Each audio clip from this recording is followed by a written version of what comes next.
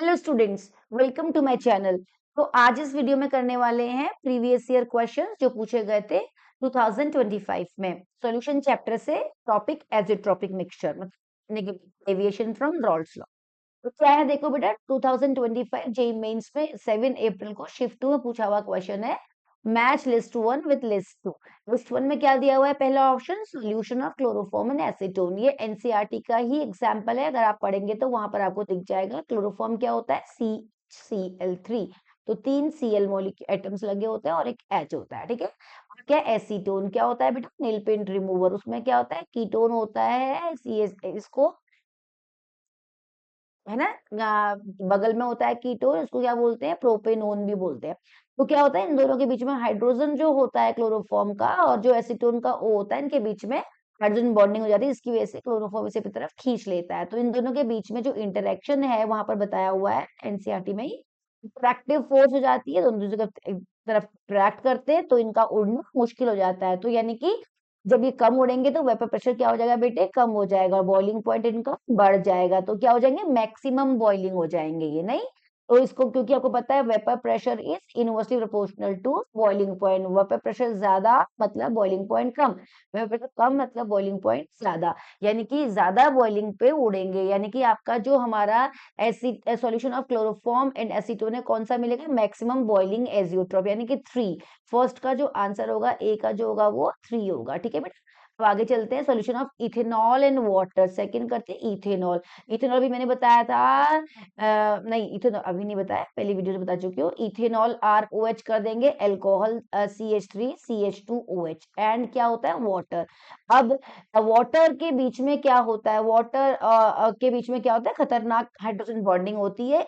Ethanol को जब हम इसे मिक्स करते हैं तो इथेनॉल में भी आपस में होती है, बट वाटर से कम होती है ना, हाइड्रोजन बॉन्डिंग। तो क्या करता है ये? अननेसेसरीली वाटर के मॉलिक्यूल के बीच में घुसकर उनके बीच के हाइड्रोजन बॉन्डिंग को क्या कर देता है? कम कर देता है, उनके बीच में रिपल्सिव फोर्स जनरेट कर देता है। तो क्या होता है? यहाँ पर रिपल्शन होता है। रिपल्शन हो गया मतलब ज्यादा वेपर प्रेशर बनेगा, वेपर प्रेशर बढ़ गया मतलब बॉइलिंग पॉइंट कम हो गया, यानी कि कहलाएंगे मिनिमम बॉइलिंग। यानी कि जो solution of ethanol and water आएगा वो क्या आएगा? मिनिमम बॉइलिंग, यानी कि इसका आंसर आएगा 1, ठीक है। अब solution of benzene and टॉलिन। Benzene आपको तो पता ही है C6H6 ऑर्गेनिक सॉल्वेंट है, और बेंजीन भी क्या है?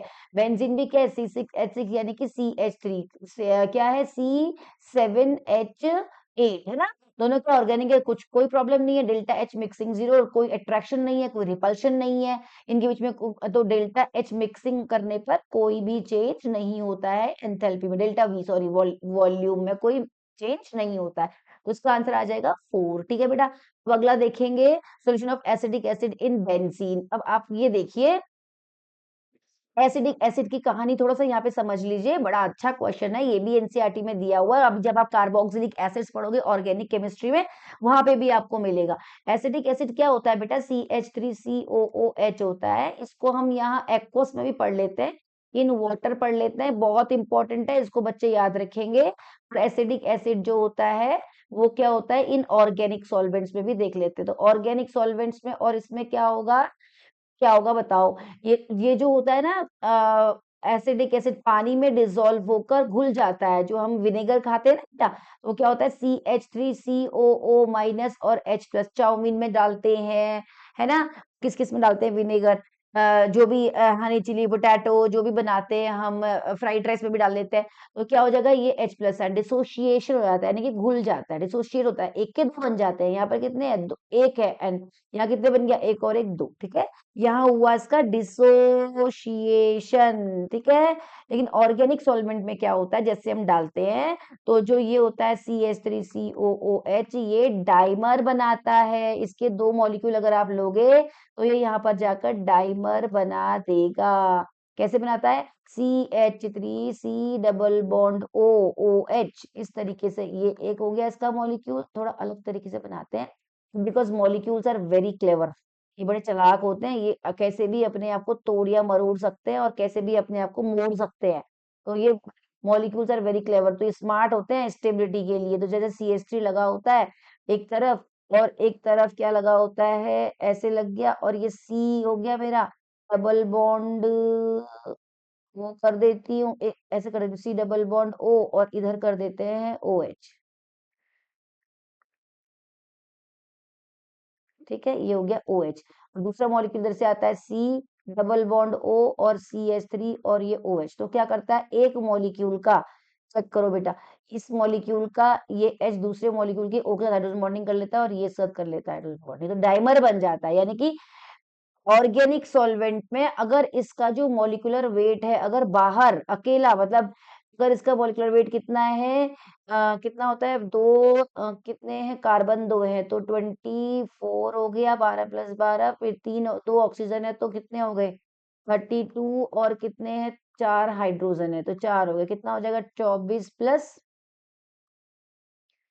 36, तो कितना हो जाएगा, 10, जीरो कैरी हुआ, 60 ग्राम। अगर ये 60 ग्राम है ना बाहर, तो ऑर्गेनिक सॉल्वेंट जाके इसका मॉलिक्यूलर वेट 120 ग्राम हो जाता है। मतलब ये दो मॉलिक्यूल मिलकर एक बनाते हैं, इसको बोलते हैं डाइमर। तो हम हमेशा याद रखते हैं, एक स्टेटमेंट हमेशा याद रखो, acidic acid in aqueous medium undergo dissociation, whereas in organic, क्या है कि किसमें, organic solvent it undergo association, इसको हम एसोसिएशन भी बोलते हैं। ठीक है, डिसोसिए अभी लास्ट में पढ़ो, उसमें पढ़ोगे, सॉल्यूशन चैप्टर में पढ़ा होगा आपने। ये तो अभी क्वेश्चन है, तो जब सॉल्यूशन चैप्टर में आप देखेंगे, वहां पर पढ़ा रखा है लास्ट में, जहां पर वेंट ऑफ फैक्टर है ना, एबनॉर्मल सॉल्यूशंस में एबनॉर्मेलिटी कैसे होती है, तो ये बहुत जरूरी है बेटा, ध्यान रखेंगे। तो ऑर्गेनिक सॉल्वेंट क्या है, मैं क्या करता है, डाइमर बनाता है। तो चलो अब आंसर पे जाते हैं।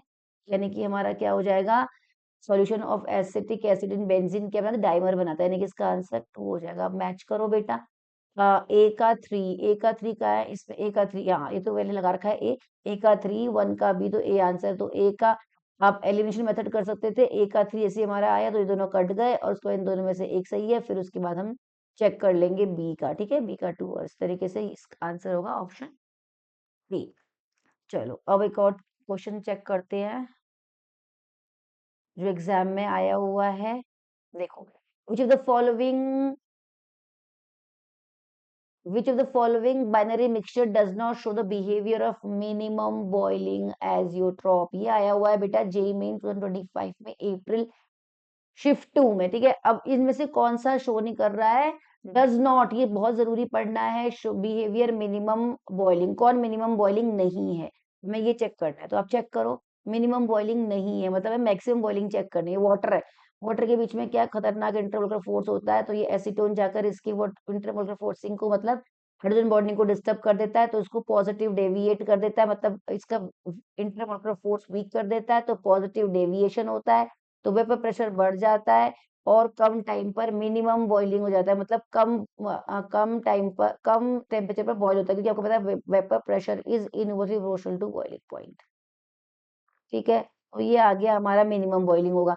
अब इधर देखो, ये क्या है, हमारा फिनॉल है, फिनॉल में क्या होता है, ओ एच लगा होता है, और ये क्या है, एनिलीन, एनिलीन में क्या होता है, NH2 होता है, तो इसमें क्या होता है, ये इस तरीके से। तो फिनॉल क्या होता है बेटा, ये पानी में भी घुलता है, और ये लेकिन पानी में भी और ऑर्गेनिक सॉल्वेंट में, बेंजीन रिंग की वजह से ऑर्गेनिक सॉल्वेंट में घुलता है, लेकिन क्या होता है, ऑर्गेनिक में ज्यादा घुलता है, और aqueous में कम घुलता है। जैसे ये एनिलीन में जाता है ना, तो ये इस नाइट्रोजन के साथ में हाइड्रोजन बॉन्डिंग कर लेता है, तो इनके बीच में अट्रैक्शन हो जाता है, ए बी के बीच में। जब अट्रैक्शन होता है तो क्या होता है, वेपर प्रेशर कम हो जाता है, वेपर प्रेशर कम मतलब बॉइलिंग पॉइंट बढ़ जाता है, बॉइलिंग पॉइंट मतलब ये मैक्सिमम बॉइलिंग हो गया। तो इसने यही पूछा है, does not show behaviour of minimum boiling, यानी कि ये तो बिहेवियर शो ही नहीं करेगा मिनिमम, ये तो मैक्सिमम बॉइलिंग शो करेगा, यानी कि इसका आंसर बी होगा। लेकिन अगला भी चेक कर लेते हैं, CH2 ऑर्गेनिक है, CH3 COC, इनके बीच में कोई इंटरेक्शन नहीं होगा, जो जिस तरीके चल रहा था वैसे वैसे चलेगा, कोई फोर्स नहीं लगेगी। इसका मतलब इसमें क्या हो जाएगा, ये अपने बिहेवियर से बॉईल होंगे, मतलब कोई अट्रैक्शन नहीं होगा, अट्रैक्शन नहीं होगा तो फिर वेपर प्रेशर कम नहीं होगा, तो बॉइलिंग पॉइंट नहीं बढ़ेगा।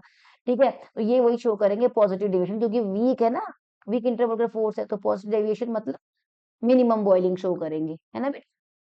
और ये वाला देखो, अल्कोहल और क्लोरोफॉर्म, तो अल्कोहल के बीच में तो बहुत अच्छी इंटरमोलर फोर्स होती है, हाइड्रोजन बॉन्डिंग होती है, लेकिन क्लोरोफॉर्म अननेसेसरी घुसकर क्या करेगा, इसके बीच की हाइड्रोजन बॉन्डिंग कम कर देगा, यानी कि इसके बीच के इंटरेक्शन को कम कर देगा, और पॉजिटिवली डेविएशन कर देगा। पॉजिटिव डेविएशन करेगा तो वेपर प्रेशर बढ़ जाएगा, वेपर प्रेशर बढ़ेगा तो बॉइलिंग पॉइंट कम हो जाएगा, बॉइलिंग पॉइंट कम हो जाएगा तो ये मिनिमम बॉइलिंग कैटेगरी में आएगा। तो ये भी मिनिमम बॉइलिंग है, ये भी मिनिमम बॉइलिंग है, ये भी मिनिमम बॉइलिंग है, बी वाला जो है वो मिनिमम बॉइलिंग नहीं है। तो इसने ये पूछा कौन सा मिनिमम बॉइलिंग नहीं है, तो आंसर बी। ठीक है बेटा। अब देखिए एक और क्वेश्चन पूछा है, देखो identify the mixture that shows positive deviation from Rawls law. अब आपको ये बताना है, ये पूछा हुआ है जेईई मेन 2024 में 31 जैन शिफ्ट 1 में। आपको बताना है कि इनमें से कौन सा मिक्सचर है जो शो कर रहा है positive deviation from Rawls law. बस वही सेम क्वेश्चन है, ये एसीटोन है बेटा, जानेंगे, है ना। इसको लिखेंगे CH3 C double bond OCH3 acetone, और ये एनिलीन है NH2।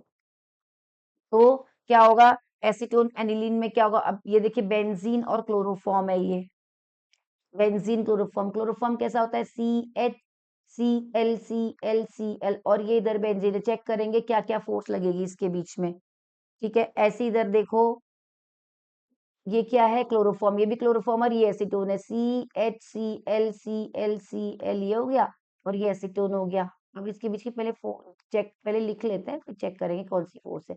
C double bond O और CH3 ये हो गया मेरा एसीटोन। अगला है ये एसीटोन और CH2, है ना, एसीटोन CH2। तो एसीटोन क्या होगा मेरा, वही CH3 C double bond OCH3 और CH2 होता है C double bond SC double bond S, ये तो लीनियर मॉलिक्यूल होता है CH2 ऑर्गेनिक सॉल्वेंट। चलो फिर अब ये ऑप्शन ए था हमारा और ये ऑप्शन बी था हमारा, ये ऑप्शन ऑप्शन सी था और ये ऑप्शन डी था। चेक करो बेटा, अब हम यहाँ पर क्या बोल रहे हैं, ये है हमारा एसीटोन और ये एनिलीन। एसीटोन और एनिलीन में क्या होता है, इसका जो वो होता है ना, इसके हाइड्रोजन हाइड्रोजन के साथ में क्या कर लेता है, हाइड्रोजन बॉन्डिंग कर लेता है ना। इसका जो O होता है एसीटोन का हाइड्रोजन बॉन्डिंग होता है, तो इसके A और B के बीच में, दो सॉल्वेंट के बीच में अट्रैक्शन होता है।